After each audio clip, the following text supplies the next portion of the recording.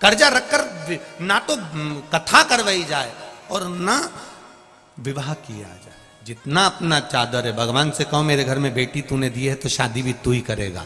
आप एक बार बोलो तो सरी देवादिदेव महादेव से, बेटी तूने दी है तो विवाह भी तू करेगा। और यहाँ बेटी की माताएं भी बैठी होंगी, बेटी के पिता भी बैठे होंगे, जिन्होंने अपनी बेटियों की शादियां करी होगी और बेटे की शादी करी होगी। बेटी की शादी में कहां से धन आया होगा और कैसे खर्चा हो गया होगा, यहां बैठे हुए लोग भी बता सकते हैं कि दिल से भगवान ने दिया और उनने दिल से करा।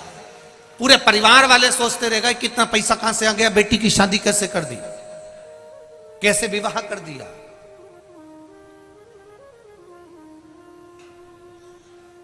आप उससे कहो, मेरे आनंदेश्वर महादेव से, मेरे विश्वनाथ से, मेरे महाकाल राजा से, मेरे त्रिकालदर्शी, मेरे कैलाशी, मेरे अविनाशी, मेरे कुबेर भंडारी से कहो कि वो दे तुमको और तुम कथा कराओ। हमारे ये जितेंद्र जी शुक्ला जी के साथ के जितने भी मित्र मंडली है, जितने भी जजमान परिवार हैं, वो रोज कहते हैं गुरु जी ऐसी कृपा करो, ऐसी कथा होती रहे। हम तो भगवान से यही प्रार्थना करके जाएंगे कि बाबा आप लोगों को खूब देता रहे और आप ऐसे ही सत्कर्म करते रहे। आज भी यजमान हमको जब ले कर आए तब बोल रहे थे, कल वाले भी बोल रहे थे, परसों वाले, हमने उनसे एक ही बात कहा, बाबा से विनती करो, बाबा करेगा। उससे बस निवेदन करना हमारा काम है, हम कह सकते हैं बस, इससे ज्यादा कुछ। तेरे मंदिर में आना मेरा काम है और मेरी बिगड़ी बनाना तेरा काम। कोई सम्मुख नहीं आता। अंत समय तक, जन्म से लेकर मृत्यु तक कोई तुम्हारा साथ देने वाला नहीं होगा। माता के गर्भ से जब पैदा होगे तब भी अकेले होगे और मरोगे तब भी अकेले रहोगे। कोई साथ नहीं देगा।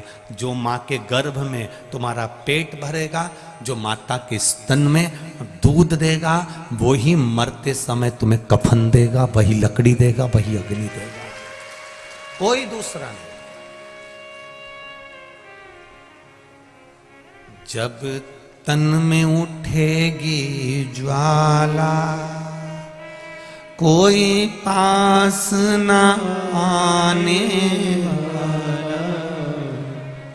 जब तन में उठेगी ज्वाला, अंत समय में चिता पर रख दिया जाएगा, जला दिया जाएगा। परिवार वाले आग लगाकर पीछे हट जाएंगे, कोई तुम्हारे साथ में रात भर नहीं रहेगा। मुर्दा अकेला जलता रहता है, हड्डियां चटकती रहती है, शमशान सूना रहता है, तब कौन तुम्हारा साथ देता है? कोई साथ देने वाला नहीं होता। जो तुमने भगवान का भजन किया है, जो तुमने एक लोटा जल चढ़ाया है, जो तुमने बेलपत्री चढ़ाई है, जो तुमने शिव महापुराण की कथा सुनी है, जो यहां पर सेवा करी है, वो पुण्य तुम्हारा अकेलापन दूर करेगा और शमशान में भी तुम्हारे साथ खड़ा रहेगा। तुम्हारा पुण्य कटने वाला नहीं, पुण्य तुम्हारे सामने रहेगा।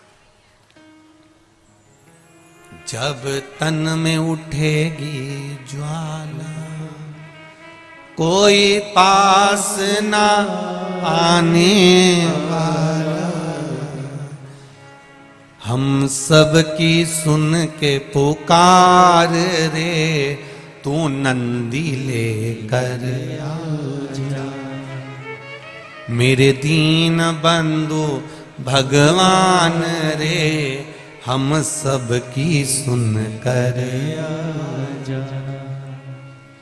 जब आए मरण का मौका, कहीं हो ना जाए धोखा। मेरी सैया छूटे भोलेनाथ, तो तू नैया लेकर आजा। अंत समय बड़ा विचित्र, कोई नहीं आएगा, कोई नहीं। हमारे बीच में संत महाराज पधारे, एक बार जोरदार ताली बजाकर स्वागत करें आदरणीय संत बाबा जी। संत महाराज जी के लिए जोरदार ताली बजाकर स्वागत करते। अंत समय कोई नहीं आए। उस अंत समय में केवल एक, कोई नहीं रहने वाला शमशान में। आग लगाएंगे, सब वापिस आ जाएंगे। घर आते से पड़ोसी की यहां से पूड़ी और सब्जी आ जाएगी, खा जाएंगे। मुर्दा भी पड़ा होगा तो भी अंदर जाके चाय तो निपटा जाएंगे, चाय पीने में कोई मना नहीं करेगा।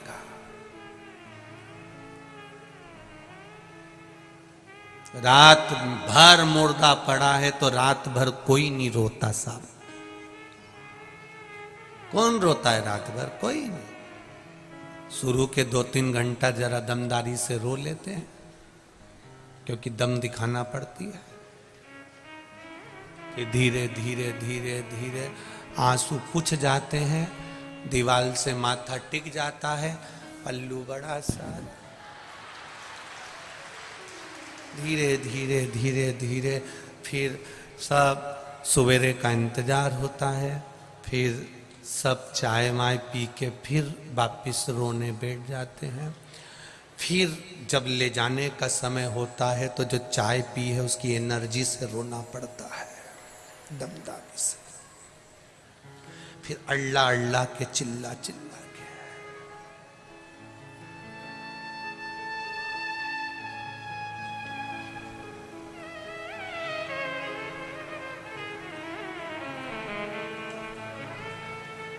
सब वो कहते हैं ना, एक राजा के लड़के के 4 मित्र थे। एक 24 घंटा साथ रहने वाला,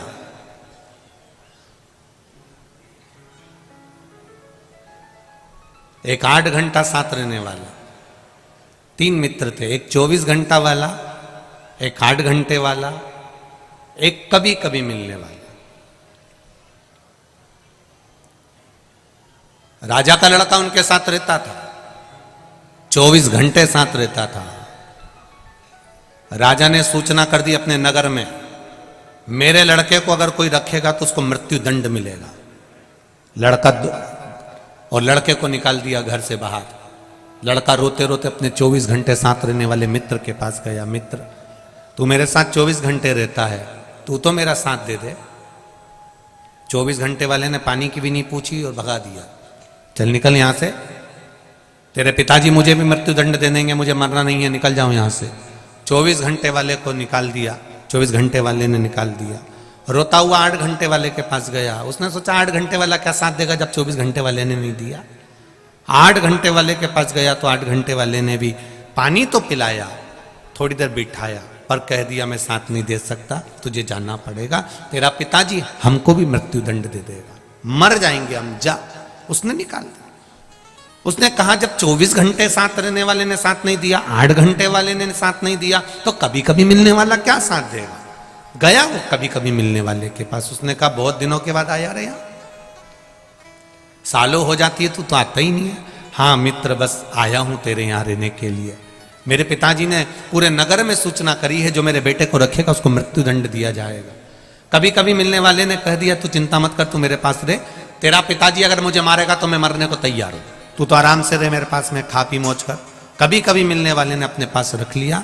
राजा को सूचना मिली, उसने उसको बुलाया, पूछा तुमने मेरे बेटे को रखा? हाँ। तुम्हें डर नहीं है? नहीं है। राजा ने अपने लड़के को राजपाट दे दिया, जो कभी कभी मिलने वाला था उसको मंत्री बना दिया। कभी कभी मिलने वाले को मंत्री बना दिया, राजपाट राजा के लड़के को दे दिया। यह समझने वाली बात है कि राजा के लड़के के 24 घंटा, 8 घंटा और कभी कभी वाले मित्र कौन थे, तो हम समझें 24 घंटा साथ रहने वाला, इस आत्मा के साथ रहने वाला ये शरीर है। जब प्राण छूटता है तो सबसे पहले ये शरीर साथ छोड़ता है। इसके ऊपर कितना खर्चा करा तुमने 24 घंटा, एक से बढ़कर एक साबुन से नहाए, एक से बढ़कर एक क्रीम लगाया, एक एक घंटे तक धागे से।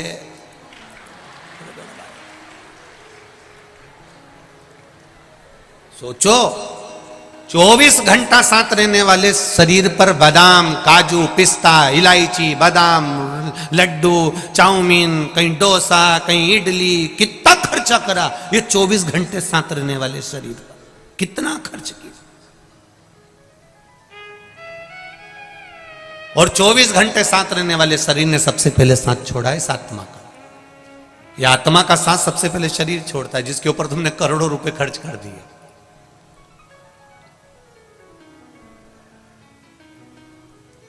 करोड़ों रुपए जिसके ऊपर खर्च करा, उसने सबसे पहले साथ छोड़ा। फिर 8 घंटे वाले होते हैं हमारे परिवार वाले, 8 घंटे से ज्यादा नहीं रोते।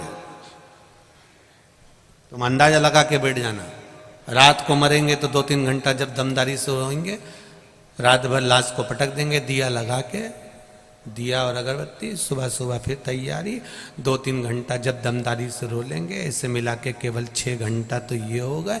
2 घंटा इन्होंने बचा के रख लिए, जब भी कोई मिलने आएगा तो 1-1 सेकंड के लिए तो रोना पड़ेगा। उसका पूरा हिसाब लगाया जाएगा तो 8 घंटे के पहचान वाले हैं। जैसे ही कोई आया रहता है, माताएं अपने काम में लगी रहती है, और जैसे ही कोई आके बैठा और इनने पल्लू डाला करना, और पूरी कहानी सुनाएंगी फिर धीरे से। अच्छा, जो मिलने आता उसमें इतनी अक्ल ही नहीं होती। जब मिलने आया उसको पूरे नगर वालों को मालूम है इसको अटैक आया था, कि एक्सीडेंट हुआ था, कि शुगर बढ़ी थी, कि बीपी बढ़ा था, कि कैसे मरा था, सारे गांव के लोगों को मालूम है। उसको भी मालूम है कि कैसे मरा, परंतु आते से पूछेगा क्या हो गया था बताओ। और कहने वालों को भी शर्म नहीं आती, वहीं बैठे बैठे रात को तो अच्छे थे, मक्का की 2 रोटी खाई, 3 कटोरी कड़ी पी थी। मेरे से बोले मैं बाथरूम से आया, बाथरूम से आए बस जी बस। अब इनको सुनाई, ये गए, दूसरे आ गए। फिर उनने पूछा क्या हुआ था, फिर ने मक्का की 2 रोटी खाई थी, कड़ी भी 3 कटोरी पी थी। जितने आ रहे ना सबको यही बात बताई। तो एक ही बात तुम्हें सबको बताना है तो एक सीडी बनवा लो और प्लेयर में लगा दो, जैसे कहीं का है ना खटका चालू, ऐसे मरा था ये। पूछने आने वालों को भी शर्म नहीं आती और बताने वालों को भी नहीं आती। पूछने जाने वालों से निवेदन है, अगर किसी के मरे में बैठने जा रहे हो तो कैसे मरा ये मत पूछो, थोड़ी देर बैठ कर राम नाम और कृष्ण नाम और शिव नाम का भजन कर लो तो वो तर जाएगा। 10 दिन तक हमारे शास्त्र, हमारी पुराण, गरुण पुराण भी कहती है कि 10 दिन तक जीवात्मा घर की अटारी पर रहती है। अगर किसी के प्राण छूटते हैं तो मिलने क्यों जाते हैं? हमारा शास्त्र कहता है मिलने इसलिए जाते हैं कि वहां बैठकर थोड़ा सा भगवान का नाम जपना। नाम जपोगे तो वो जीवात्मा जो उस घर में 10 दिन तक है वो तुम्हारे भजन से तर जाएगी। पर हम उल्टे हैं। तुम भी गए होगे कजन कित्तों के यहां, तो बोलो भजन करते हो वहां बैठ के? नहीं, कोई नहीं करता। थोड़ी देर बैठे हो, जितनी देर बैठे हो उतनी देर परमात्मा का नाम ले लो। सीताराम, राधे श्याम, शिव शंकर, ओम नमः शिवाय, जो तुम्हारा मन पड़े। 8 घंटे साथ रहने वाले भी शमशान तक साथ निभाने के बाद में वापिस आ जाएंगे। कभी कभी मिलने वाला होता है वो गुरु, जो साल में 2 साल में कभी कभी मिलता है और वो एक बार कह देता है घबराने की जरूरत नहीं है, शंकर भगवान की शरणागति में चले जा, फिर कुछ नहीं होगा। वो गुरु होता है।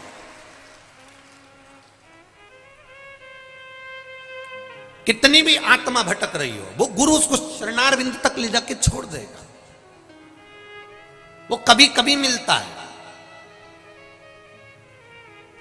गुरु ऐसे नहीं मिल जाता। वो तो कानपुर वालों की किस्मत है, कानपुर वालों का तो भाग्य है जो अभी कथा मिल गई और इसके बाद में फिर वापिस 13 जनवरी से फिर कथा मिल जाएगी। तो ये तो 2-2 साल 3-3 साल पुरानी कथा है। ये मत सोचना कि ये 13 जनवरी वाली कथा अभी दे दी है गुरुजी ने कि यहाँ से, नहीं नहीं नहीं, ये कथा भी पुरानी है और वो कथा भी वही 2-3 साल पुरानी, जो जिन ने पुराने तत्व में ले रखी है वही कथा है। ये मत सोचना कि अभी की कथा है, सब पुरानी है। और इसके बाद में फिर कानपुर वालों के पास में फिर कथा 2-2.5 साल तक बड़ी मुश्किल है कि कहीं मिले। इंदौर में भी अभी 24 तारीख से 30 तारीख तक कथा है दलाल बाग में। 2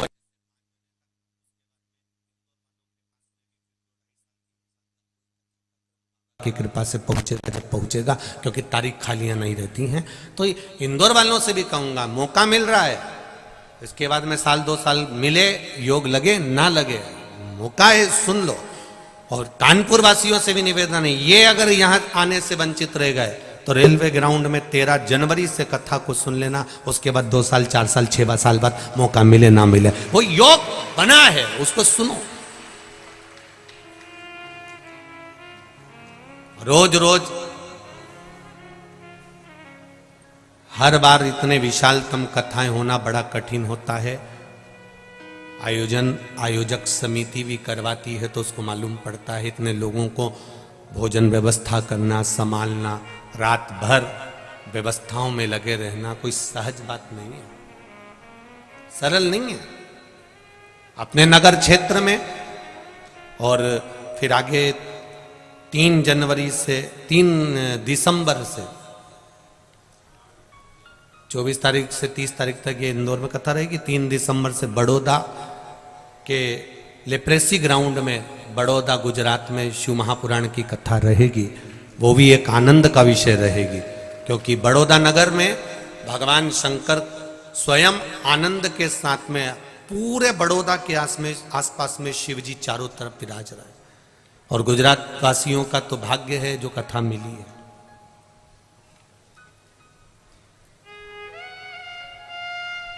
भगवान शिव की भक्ति को धारण करो।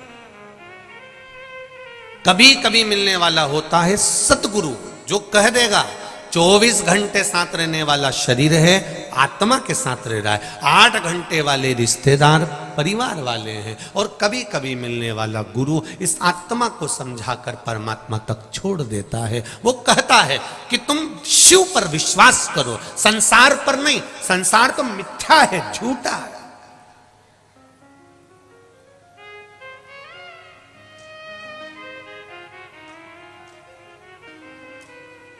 कथा सुनने अच्छे लोग भी आते हैं और चोटे भी आते हैं।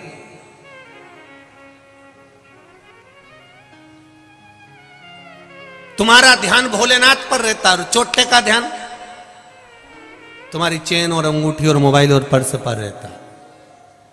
अब एक बात हम पहले भी कथा में कही, आज फिर कहेंगे, तुम्हारी वस्तु चोरी चली गई 2 साल में, 3 साल में, वो जो चेन गई या अंगूठी गई या पर्स गया या मोबाइल गया, वो 2-1 साल में बाबा ने फिर तुमको दिला दिया।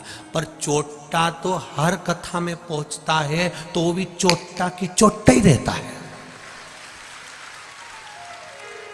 वो आज तक चोटे से प्रमोशन ही नहीं हुआ उसका। जब 25-50 हजार रुपए की 2-4 हजार, 10 हजार, 20 हजार के मोबाइल चुरा लिए, 50 हजार की चेन अंगूठी चुरा ली, तो करोड़पति हो जाना था अभी तक तो उसको, लखपति बन जाना था अभी तक तो उसको, अरबपति बन जाना था उसको तो अभी तक। पर अभी तक भी वो चोटा की चोटा ही है, उसका प्रमोशन ही नहीं हुआ बापड़े का। और जितने चोटे बैठे हैं छुप छुप कर, उनसे निवेदन है थोड़ा सा समझ जाओ। चोरी करने के लिए भी बहुत सारी जगह है, पर यहां गरीब जब आते हैं कथा सुनने के लिए, साधारण सा व्यक्ति आता है, उसका कोई सामान खोता है ना, दिल से बद्दुआ देता है। तुम्हारे पूर्वज भी रोते होंगे तुमको देखकर कि मेरी औलाद क्या गलत काम कर रही है। थोड़ा समझिए, थोड़ा।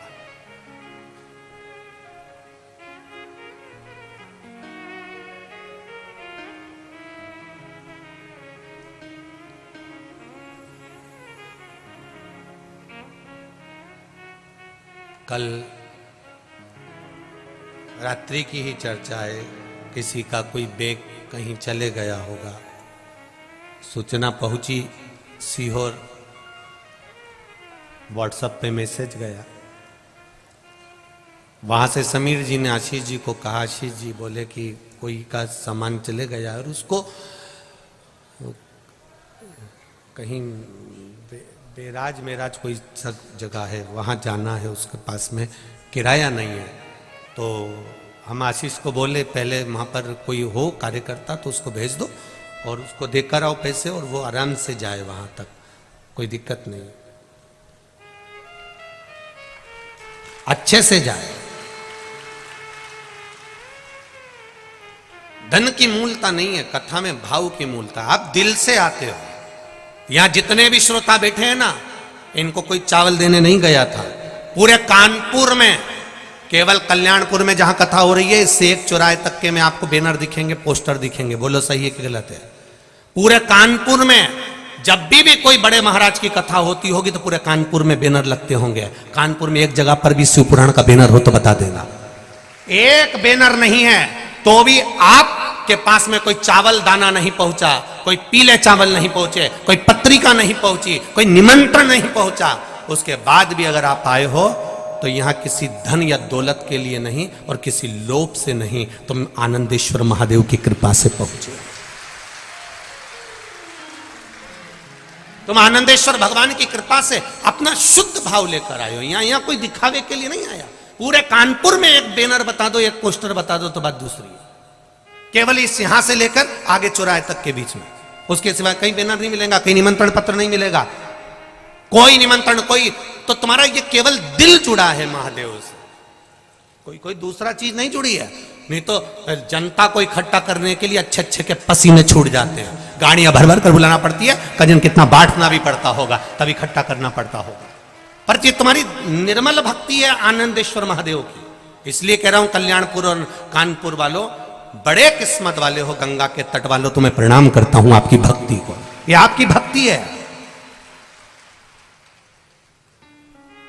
ये निर्मल भक्ति है। हम जहां भी कथा करने गए वहां हमने देखा बड़े बड़े लोग पोस्टर मोस्टर लगा देते, वो अपनी जगह पर है। पर कल्याणपुर और कानपुर में मेरे आनंदेश्वर महादेव ने एक चमत्कार जो दिखाया है, वो चमत्कार आपके रूप में बैठा हुआ है मेरा महादेव, आपके रूप में। ये आनंदेश्वर की भक्ति है, इसको कहते हैं आनंदेश्वर महादेव। ये कोई साधारण नहीं है महाराज। उसकी नगरी में कथा कराने वाला वही राजा है और कथा सुनने वाला वही राजा है। यहां बाकी की सब प्रजा है उसकी, सब प्रजा। उसकी भक्ति इतनी प्रबल है, उसकी भक्ति का बल इतना प्रबल। ये चमक ये दमक फुलवन में महक, सब कुछ सरकार तुम ही से है। कभी कभी मिलने वाला सतगुरु होता है, कभी कभी मिलने वाला, और कभी कभी मिलने वाला जो सतगुरु होगा वो आत्मा को परमात्मा से जोड़ने का काम करेगा। वो आप लोगों से ये नहीं कहेगा, क्योंकि उसको मालूम है संसार मिथ्या है। थोड़ी देर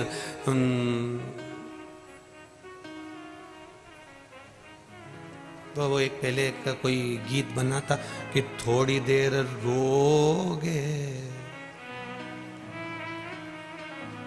कि चाय पीने चले,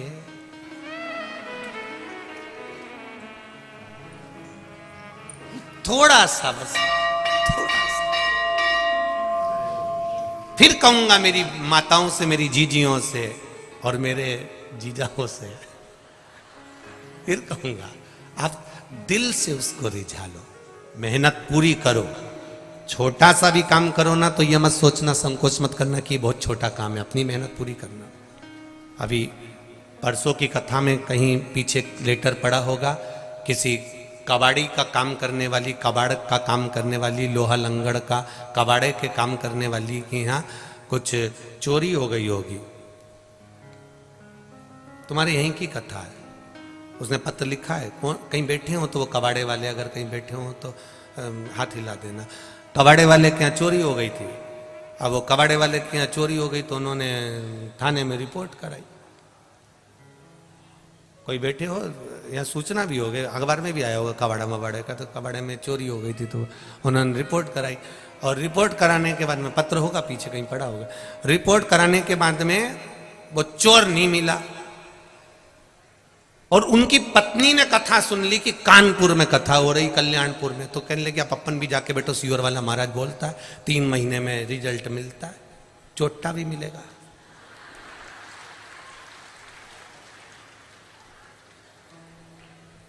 पत्र पीछे होंगे, मैं कहूंगा जब आपको समय मिले तो उसमें छाटना, कल बता देंगे।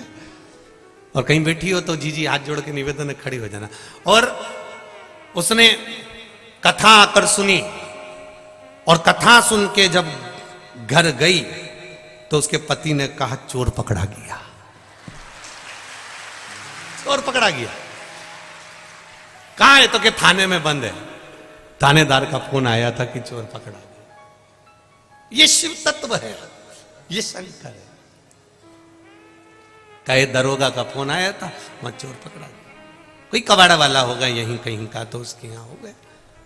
अब देखिए शिव भक्ति कितनी प्रबल होगी, शंकर का विश्वास कितना प्रबल होगा, इनको शिव वाणी में कितना विश्वास होगा। इसलिए आपको कल कथा में कहा था, हवा में केवल कचरा रुख बदलता है, हवा में पत्थर रुख नहीं बदलता।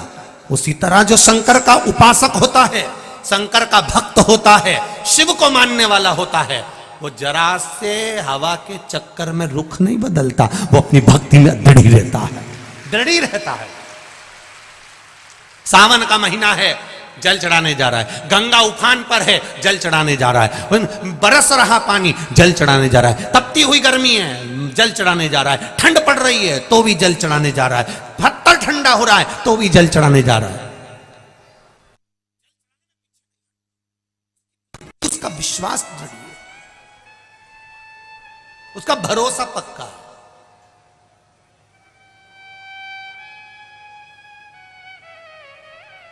और जिस समय पर विश्वास दृढ़ हो जाता है, भरोसा पक्का हो जाता है, परमात्मा मिल जाता है। लोग कहते हैं ईश्वर के, हम तो इतना पूजन करते, इतना पाठ करते, इतनी आराधना करते, इतनी अर्चना,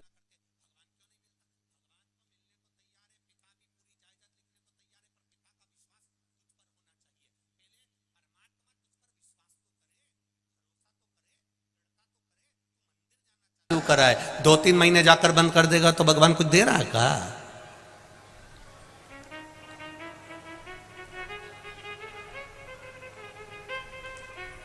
एक नौकरानी 2 महीना काम कर कर चली जाती है तो सेठानी उसको बहुत कुछ देती है क्या? अरे बोलो तो जम के नहीं।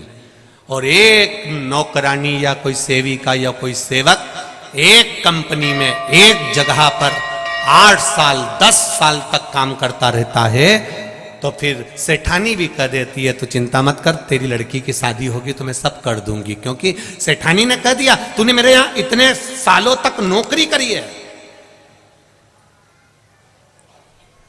मेरे यहां इतने सालों तक तूने सेवा दी है, मैं तेरा लड़की की शादी कर दूंगी, तेरे बच्चे की पढ़ाई का खर्चा उठा लूंगी, तो क्या टेंशन लेती है? तुम मेरे पास अगर नौकरी कर रहा है, शंकर भगवान भी तो कहते हैं तूने अगर मेरी नौकरी पकड़ कर रखी है, मेरे यहां आ रहा है, एक लोटा जल चढ़ा रहा है, प्रणाम कर रहा है, बेलपत्र चढ़ा रहा है, आचमन कर रहा है, तो चिंता मत कर।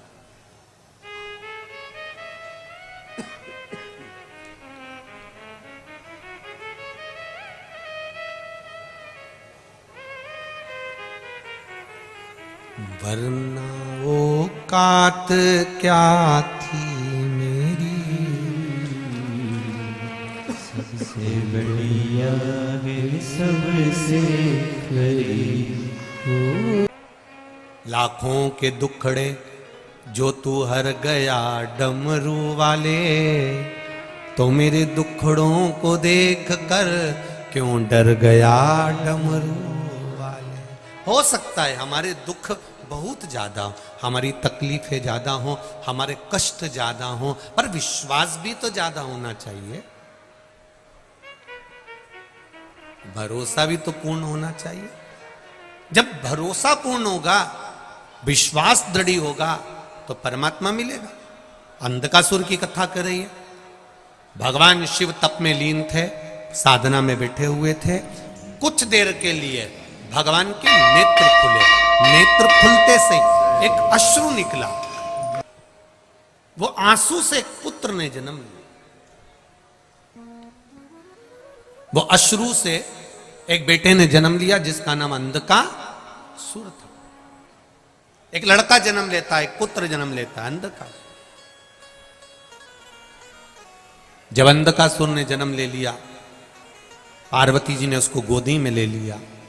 शिव जी कह रहे हैं पार्वती इसको उठाकर फेंक दो, इस बालक को अपने पास में नहीं रखना है, इसको उठाओ समुद्र में डाल दो, क्योंकि ये मेरे नेत्र बंद करने के बाद जन्मा, ये मेरे नेत्र बंद करने के बाद जन्म लिया, इसको उठाओ और समुद्र में डाल दो। इसको नहीं रखना अपने। महाराज पार्वती जी ने उसको हृदय से लगाया, ये मेरा पुत्र है, ये मेरा बेटा है, और जब मेरा पुत्र है, मेरा बेटा है, तो मैं इसको कैसे मार सकती हूं? इसको कैसे मैं समुद्र में डाल सकती हूं?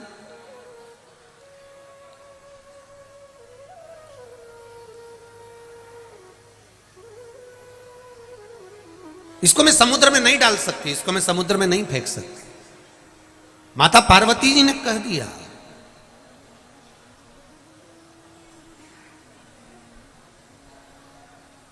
अब माता पार्वती जी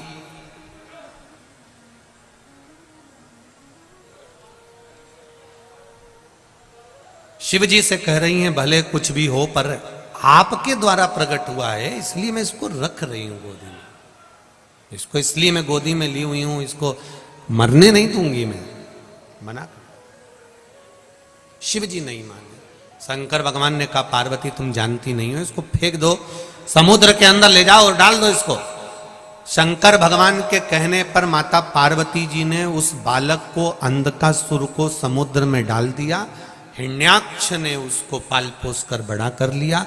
हिरण्याक्ष के प्राण छूट गए, अंधकासुर अकेला रह गया। अकेला रहा तो उसने ब्रह्मा जी से वर प्राप्त करा कि मुझे वर दीजिए कि मैं कभी मरूं ना, मेरे प्राण कभी नहीं छूटे, मेरे प्राण जाए ना, ये वर मुझे दे दो। ब्रह्मा जी ने कहा ऐसा हो नहीं सकता, मरना तो पड़ेगा। आपको कथा में पहले भी कहा, चाहे बादाम खाओगे तो भी मरोगे, नहीं खाओगे तो भी मरोगे, मरना तो है, निश्चित है, प्राण तो छूटेंगे। पहले भी कहा, कथा सुनोगे तो भी मरोगे, नी सुनोगे, बोलो बोलो जम के बोलो, तो भी मरोगे। रोटी खाओगे, अरे बोलो तो भी मरोगे, नी खाओगे तो भी मरोगे। डेंटिंग पेंटिंग कर लोगे तो भी मरोगे, और नी करोगे तो भी मरोगे, मरना तो है।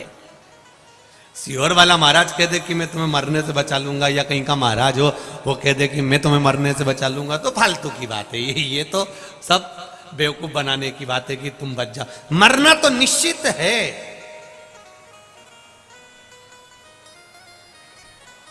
फिर हम कथा काय को सुने महाराज? जब तुम कह रहे हो कि मरोगे, कथा सुनोगे तो मरोगे, नहीं सुनोगे तो मरोगे, फिर कथा क्यों सुने? शिव महापुराण की कथा कहती है, बिल्ली अपने मुंह से अपने बच्चे को उठाती है, 7 घर लेकर जाती है, बच्चा मरता है? नहीं। बिल्ली अपने मुख से चूहे को पकड़ती है, चूहा बचता है? नहीं। उसी तरह जो कथा सुनकर मरता है वो यम की कैद में नहीं पड़ता, जो ऐसे ही मर गया वो गया, फिर चूहे जैसा मसला। कथा सुनने वाला कभी भटकता नहीं है, कभी नहीं भटकेगा।